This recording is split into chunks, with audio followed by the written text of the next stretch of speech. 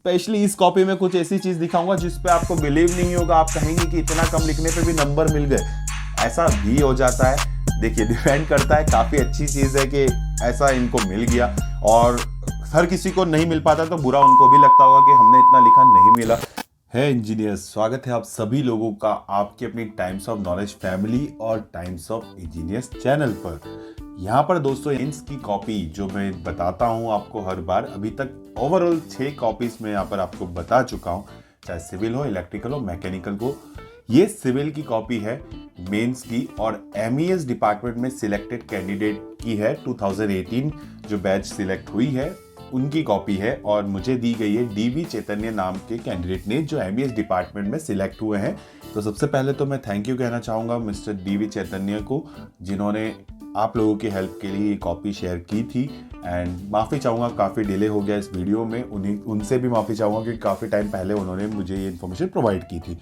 तो चलिए यहाँ पर देखिए, सिविल एंड स्ट्रक्चर जो सब्जेक्ट लिखा है आप समझ चुके होंगे कि सिविल इंजीनियर से रिलेटेड ये कॉपी होने वाली है। बाकी ब्रांचेस वाले भी कुछ ना कुछ है, यहाँ पर देख सकते हैं कि काफ़ी एनालाइज हम लोग करते हैं। पिछली कॉपीज में बहुत ज़्यादा किए हमने, आप लोग उसे देख लीजिएगा। अब हम थोड़ा सा उसे शॉर्ट फॉर्म में करेंगे क्योंकि काफ़ी डिटेल में मैं वो 6 वीडियोस में ऑलरेडी बता चुका हूँ। डिस्क्रिप्शन में लिंक है, दोनों चैनल पे अपलोडेड है, कुछ वीडियोस इस पे है, कुछ वीडियो उस पर है। तो लिंक सारी मैंने डिस्क्रिप्शन में डाल दी, आप एक एक करके देख सकते हैं।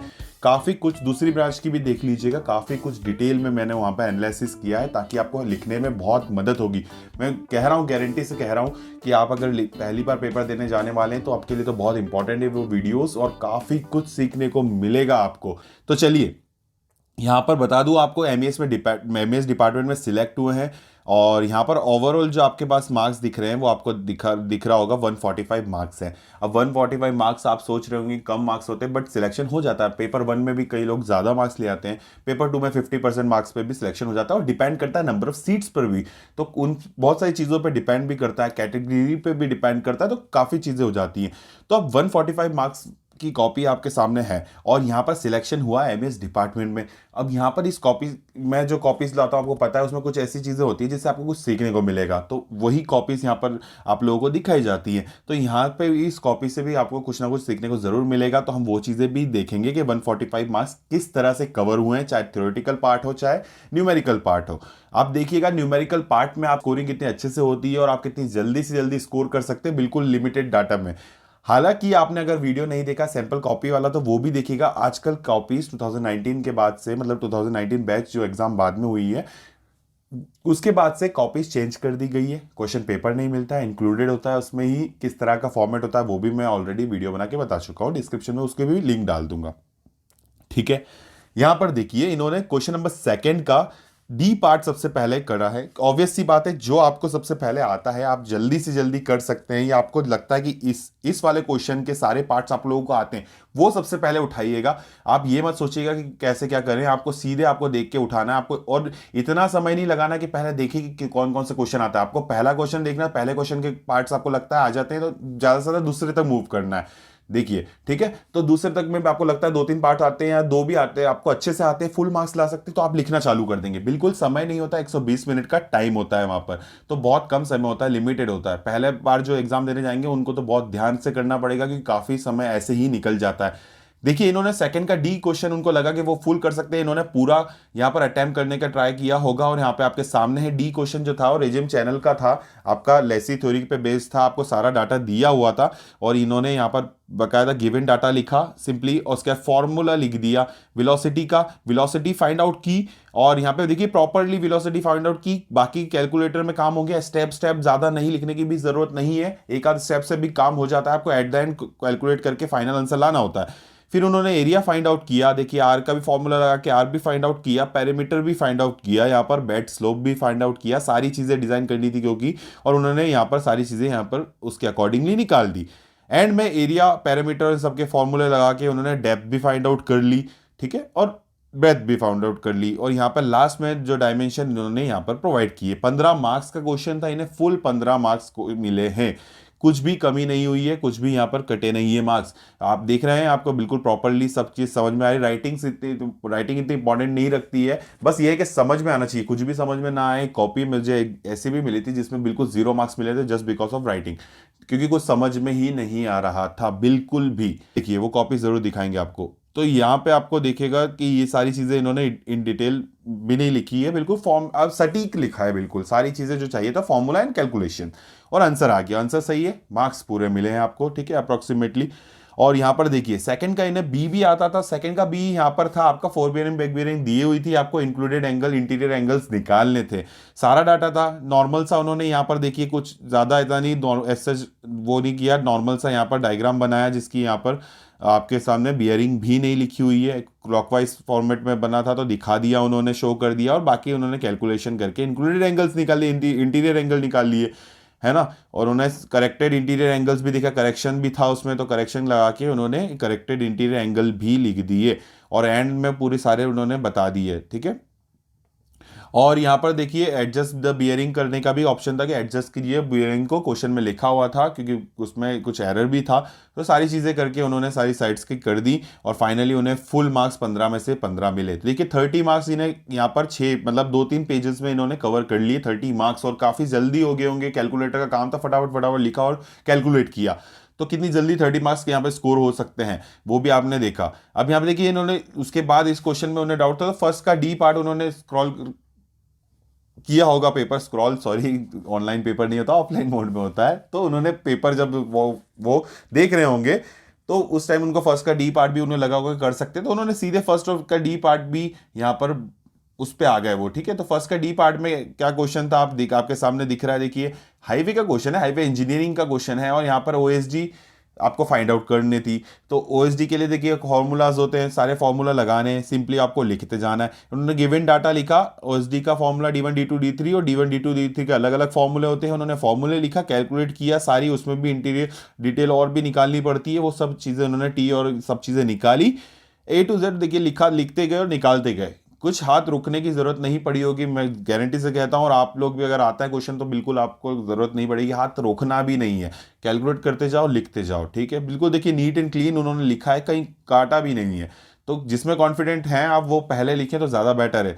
बाकी आप काटने से कोई इतना इशू नहीं होगा, आप बेफिक्र रहिए, स्कूल एंड कॉलेज की यहाँ पे कॉपी चेकिंग नहीं हो रही है। और यहाँ पे देखिए एंड में सारी चीज़ें उन्होंने डिटेल में बता दी कि ये कैलकुलेट करके फाइनल आउटकम निकला है, और 15 मार्क्स यहाँ से भी स्कोर कर लिए, और 15 मार्क्स का ही क्वेश्चन था, ठीक है। 2 पेज और उन्होंने लिखे और आपके 15 मार्क्स और मिल गए, और कैलकुलेशन आपको सिर्फ करनी थी, ठीक है। थ्योरेटिकल पार्ट था नहीं कि ज़्यादा टाइम लगा रहा होगा, जल्दी से जल्दी हुए होंगे क्वेश्चन अगर आपको आते हैं तो। नेक्स्ट उन्होंने सीधे 6th का shear force bending moment diagram किया, और ऑब्वियस सी बात है आपके सामने अगर पेपर अगर ऑफलाइन मोड में मिला है, अब तो क्वेश्चंस मिलते हैं आपको, वहीं स्पेस दी जाती है, तो पेपर मिला है तो शेयर फोर्स बेंडिंग मोमेंट का डायग्राम तो यूं ही आप एक बार जब फटाफट घुमाएंगे ना पेपर तो आपको दिख जाएगा, और आपको समझ आ जाएगा कि मुझे कर सकता हूं कि नहीं कर सकता हूं, आप करेंगे। तो सीधे उन्होंने पता था कि वो इतना स्कोरिंग क्वेश्चन है और आप इजीली स्कोर कर सकते हैं और हमें आता है, तो उन्होंने सीधे वो shear force bending moment diagram 6 के पार्ट बी करने का ट्राई किया, और उन्होंने यहाँ पर देखिए क्या किया, आपके सामने दिखाता हूं। तो सीधे उन्होंने 20 मार्क्स का क्वेश्चन है ये, सारी रिएक्शंस कैलकुलेट की and shear force bending moment सारे निकाले उन्होंने हर पार्ट के।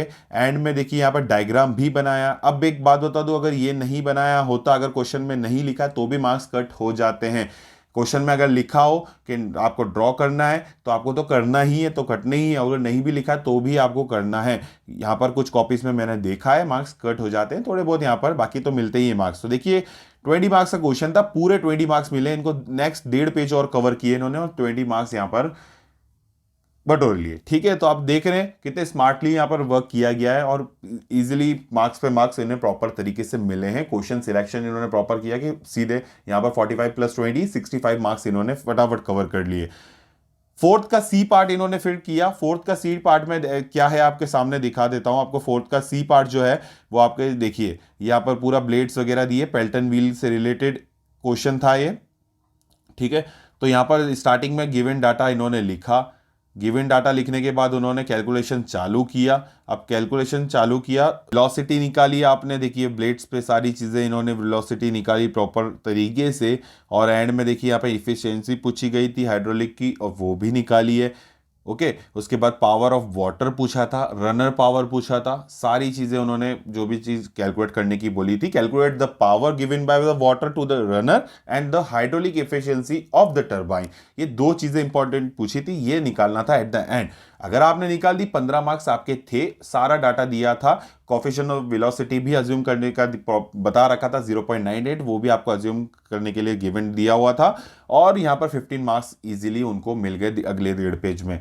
तो ये न्यूमेरिकल की पावर है दोस्तों। अगर आपने न्यूमेरिकल आप सोचते हैं कि थ्योरेटिकल पार्ट भी काफी आता है और उसके बेसिस होंगे, तो आपको मैं हर कॉपीज के वीडियो में बता चुका हूं, थ्योरेटिकल पार्ट में नंबर्स की बहुत कटौती होती है, नंबर बहुत कटते हैं, पूरे नंबर नहीं मिलते हैं। सारी कॉपीज में मैं आपको दिखा चुका हूं, और स्पेशली इस कॉपी में कुछ ऐसी चीज दिखाऊंगा जिसपे आपको बिलीव नहीं होगा, आप कहेंगे कि इतना कम लिखने पे भी नंबर मिल गए।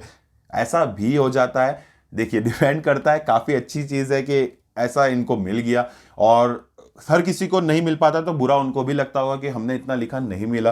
तो ये चीजें भी बहुत, देखिए यहाँ पर भी अलग अलग अनसर्टेनिटी होती है यार। देखिए, अलग अलग लोग चेक करते हैं कॉपीज, तो बहुत सी चीजें ऐसी हो जाती हैं। सो ये चीज तो अब क्या ही कहें, इस चीज पे तो कुछ कहने का ऐसा वो बनता नहीं है कि मार्क्स कैसे कौन देगा क्या देगा, बट इतना पता है थ्योरी में मार्क्स बहुत ज्यादा कटते हैं। फर्स्ट का ए पार्ट पे इन्होंने सीधे आ गया, उसके बाद देखिए फर्स्ट का ए पार्ट भी इन्होंने यहां पर किया है। उसमें देखिए पॉपुलेशन वगैरह सारी चीजें दी हुई थी, इन्वायरमेंट का क्वेश्चन था, पंप से रिलेटेड क्वेश्चन था इसमें, ठीक है। तो इन्वायरमेंट का सारे पॉपुलेशन वगैरह प्रोवाइड कर दिया, मैक्सिमम डेली डिमांड वगैरह निकाली यहाँ पर, उसके बाद डिस्चार्ज निकाल लिया उन्होंने पॉपुलेशन के अकॉर्डिंग, ठीक है, कितना चाहिए था। उसके बाद यहाँ पर सीधे आपका हेड लॉस का फॉर्मूला लगाया, हेड लॉस का फॉर्मूला लगा के कैलकुलेट कर लिया। 15 मार्क्स का क्वेश्चन था, 14 मार्क्स इनको यहाँ पर मिले हैं, 1 मार्क्स यहाँ पर कट कर लिया है। मैं इसे और डिटेल में देखूंगा जरूर, यहाँ पर क्या प्रॉब्लम हुई है वो मुझे पता चल जाएगी। फिर उन्होंने यहाँ पर फिफ्थ का बी पार्ट किया। देखिए यहाँ पर 1 मार्क कट हुआ है, बाकी सारे क्वेश्चन में उन्होंने पूरे पूरे मार्क्स लाए थे, सिर्फ 1 मार्क्स यहाँ पे कट किया। नेक्स्ट 15 मार्क्स भी इन्होंने स्कोर कर लिए ऑलमोस्ट, समझ रहे हैं आप। तो एक डेढ़ पेजेस में वो लोग वो कवर करते जा रहे थे, और यहाँ पर उनके अच्छे मार्क्स स्कोर होते जा रहे थे, और टाइम कम रहता है। फिफ्थ का बी पार्ट इन्होंने आईएससी का किया, उसमें सारी चीजें देखिए, क्यूमुलेटिव वेट और सारी चीजें उन्होंने निकाली, परसेंटेज ऑफ वेट निकाला। अब यहाँ पर देखिए सीयू सीसी निकाला, और इसमें 7 मार्क्स मिले, और मैं गारंटी से कह दूँ 7 मार्क्स का क्वेश्चन नहीं होगा ये, और यहाँ पे काफ़ी चीज़ें और भी निकालनी रहती है। ये 25 मार्क्स का क्वेश्चन था, और 25 मार्क्स का क्वेश्चन में बहुत सी चीज़ें अलग अलग भी पूछी थी, इफेक्टिव साइज पूछी थी, यूनिफॉर्मिटी कॉफिशिएंट पूछा था, कॉफिशिएंट ऑफ कर्वेचर पूछा था, ठीक है, percentage of gravel, coarse sand, medium sand, fine sand and silty clay fraction in the soil भी पूछा था। इन्होंने सिर्फ सीईओ सीसी का फॉर्मूला लगाया। हो सकता है ये क्वेश्चन उन्होंने मिस किया होगा, और मतलब उन प्रैक्टिस नहीं की होगी, उन्हें थोड़ा आइडिया नहीं होगा इस क्वेश्चन के बारे में, छूट गया होगा, हो सकता है। अच्छा क्वेश्चन है, अच्छे स्कोर हो सकता है इसमें प्रॉपर वे में, अगर आपने एक बार भी प्रैक्टिस किया एक क्वेश्चन को तो आप कर सकते हैं। पर इन्होंने नहीं किया होगा, बट उन्हें सीयूसीसी का फॉर्मूला ही पता होगा, ऑब्वियस सी बात है। हम सॉइल में ये तो बेसिक फॉर्मूला है, हम ऑब्जेक्टिव्स में भी काफी यूज करते हैं, तो ये तो पता होगा। तो इससे उन्होंने 7 मार्क्स यहाँ पर कवर किए। और यहाँ पर देखिए, उसके अलावा देखिए आप यहाँ पर ऊपर देखेंगे, इसके भी पूरा कैलकुलेटिव फॉर्मूला लिखा है, और यहाँ पर इतना टेबल बनाया। अब इस टेबल और इन सब डाटा के अकॉर्डिंग, 2 फॉर्मूला के अकॉर्डिंग इन्हें 7 मार्क्स मिले हैं, और 7 मार्क्स यहाँ पर कवर हुए हैं। बाकी 25 मार्क्स का ये क्वेश्चन था, समझ रहे हैं। बाकी कैलकुलेशन इन्होंने नहीं किया है, सिर्फ गिवन डाटा का इनके स्टेप मार्किंग मिली। स्टेप मार्किंग मिलती है जितना आता है ना एंड में। देखिए एंड में कुछ क्वेश्चंस ऐसे होते हैं जो आपको थोड़े बहुत आते हैं पर पूरा नहीं कर सकते, तो उन्हें फटाफट आप उसको ऐसे छोटा छोटा कवर करते रहिए। थोड़ी थ्योरी पता है थोड़ी सी तो लिख दीजिए, फॉर्मूला पता है फॉर्मूला लिख दीजिए, डायग्राम बना दीजिए, थोड़ा थोड़ा डिटेल में, मतलब जितना हो सकता है उसके बारे में एंड के टाइम पे वो कवर कर दिएगा। एक दो मार्क्स, 2-3 मार्क्स से भी आप, अगर आपने 10-15 मार्क्स कवर कर दिए, तो आप सोचिए या तो सिलेक्शन नया होने से सिलेक्शन मिल सकता है, या फिर आपको आपका जो डिपार्टमेंट दूसरा जो चाहते थे वो मिलने से, वो अगर नहीं भी मिल रहा हो तो वो भी मिल सकता है। मतलब 10-15 मार्क्स बहुत होते हैं, उसी बीच में सिलेक्शन रह जाते हैं कितने लोगों के, तो वो चीजें इंपॉर्टेंट हो जाती है। तो एंड में उस चीज का भी ध्यान रखना है आपको। अब बात आती है थ्योरी की, तो इन्होंने 6 का सी पार्ट किया। इन्होंने क्वेश्चन रैंडमली यहाँ पर सिलेक्ट किए, आगे पीछे करे हैं क्वेश्चंस काफी, और 6 का सी पार्ट इन्होंने किया, जो थ्योरेटिकल पार्ट होता है, थ्योरेटिकल पार्ट था जिसमें उन्होंने सिंकिंग फंड और मतलब एस्टिमेशन एंड कॉस्टिंग से रिलेटेड क्वेश्चन था। डेप्रिसिएशन का फॉर्मूला चाहिए, मतलब आपको वो चाहिए डेफिनेशन, है ना, सिंकिंग फंड की चाहिए। उसके बाद आपको और भी चाहिए थी उनको डेफिनेशन, सैल्वेज वैल्यू की चाहिए थी, और मेथड ऑफ वैल्यूएशन चाहिए था, ठीक है। ये सारी चीजें थी। सिंकिंग फंड उन्होंने लिखा, फॉर्मूला लिख दिया, डेप्रिसिएशन लिखा, सैल्वेज वैल्यू लिखा, मेथड ऑफ वैल्यूएशन लिखा। अब बता दूं ये क्वेश्चन कितने मार्क्स का, ये क्वेश्चन था यहाँ पर 15 मार्क्स का, इन्हें मिले कितने, 6 मार्क्स, क्योंकि बहुत ही इन्होंने देखिए शॉर्ट में लिखा, फॉर्मूला सब चीजें लिखी है, सिंकिंग फंड के बारे में, डेप्रिसिएशन के बारे में, सैल्वेज वैल्यू के बारे में भी 2 लाइन लिखी है, मेथड ऑफ वैल्यूएशन के बारे में भी बस यहाँ पर है टाइटल्स लिख दिए उनके, ठीक है, हेडिंग्स दे दी बस। पर उन्होंने 6 मार्क्स यहाँ से कवर कर लिया। अब थ्योरेटिकल पार्ट आप खुद समझ सकते हैं, मैं बता चुका हूं, अगर आपने वीडियोस देखे हैं, नहीं मिलते हैं मार्क्स। फोर्थ का ए पार्ट भी थ्योरेटिकल पार्ट था। अब देखिए इन्होंने न्यूमेरिकल जितने आते थे सब कर दिए, एंड में इन्होंने उठाई थ्योरी। और मैं कह दूं कि आपने अगर मेरे वीडियोस देखे हैं तो आप लोग भी यही करेंगे, क्योंकि थ्योरी आपको पता है मार्क्स नहीं पूरे मिलेंगे, आप इतना लिखेंगे स्टार्टिंग में, टाइम वेस्ट करेंगे। इससे बेटर है जो स्कोर कर सकते हैं फास्ट, स्मार्टली वर्क करना है। देखिए फास्ट स्कोर कर सकते हैं, न्यूमेरिकल में आता है, फटाफट लिखा, मार्क्स पूरे ले गए। थ्योरी में पूरा टाइम लगा दिया, लिखा आता भी है और मार्क्स मिले नहीं, तो वो चीज़ें अखरती हैं। तो इसलिए देखिए लास्ट में इन्होंने लिखा, बिल्कुल स्मार्टली काम किया है और सिलेक्शन भी मिला है यार। देखिए ऐसी बात नहीं है, इन चीज़ों से ही ये भी डिपेंड करती है बहुत सी चीज़ें, हर किसी को सिलेक्शन नहीं मिल पाता है।